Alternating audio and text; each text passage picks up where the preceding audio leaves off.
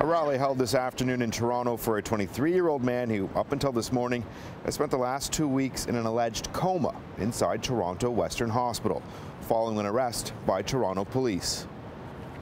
And tonight there's heated debate, much of it over social media, when it comes to how this man ended up in a fight for his life in hospital. The lawyer representing the young man and his family are alleging police brutality. Toronto police, as well as the province's Special Investigations Unit, claim the injuries were not the result of police actions.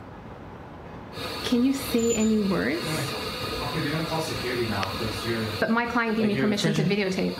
Like, what do you like? We're gonna have to call security. Like, please call security right now. Matt. This is video taken today by lawyer Adrian Ghobrial of her client Ghobrial inside Toronto Western Hospital.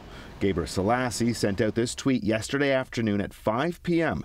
claiming police brutality nearly killed the young man. The first time she spoke to Ghobrial was when he came out of his coma early this morning around 4 a.m. She tells City News he answered her questions by blinking his eyes because he could not speak.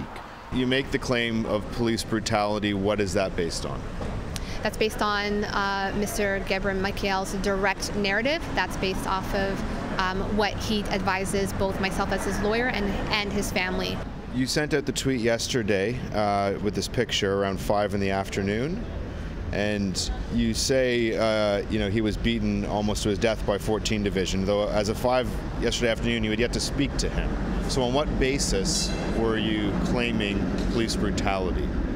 So this is on the basis of the fact that he was in a coma. This was on the basis of what Mr. Ghobrial conveyed to his family. But he was still in a coma at that time when you sent this tweet out yesterday. He hadn't come out of it yet. Yeah, but in my view, if you're beaten into a coma, that, like our conclusion and what the family's concern was that he had a potential of not even surviving his injuries. Have you seen the medical records yet?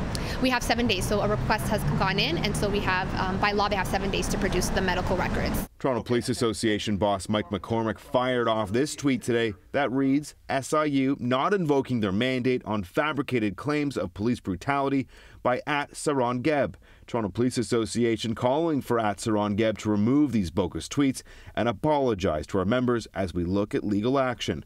This man hospitalized due to a pre-existing medical condition, not treatment by police.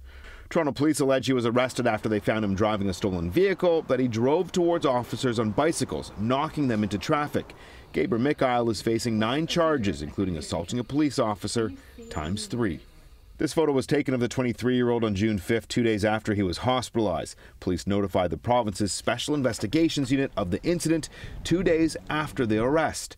An email to City News in part reads, based on the information the SIU had at the time, the SIU did not invoke its mandate. According to medical evidence, the man did not sustain any serious injuries deemed to be the result of any police action. We are appalled and dismayed that that is the conclusion. We have a 2-sentence conclusion in investigation, and we're looking for a thorough investigation. That means we want to see what documents that they have reviewed to come to that determination. We want to know if they even had an opportunity to speak to the client, which clearly they didn't because he only recently came to consciousness. I spoke with the 23-year-old's mother today off camera. She said when she first saw her son the day he was admitted to hospital, he had bruises on his knees, arm, and neck.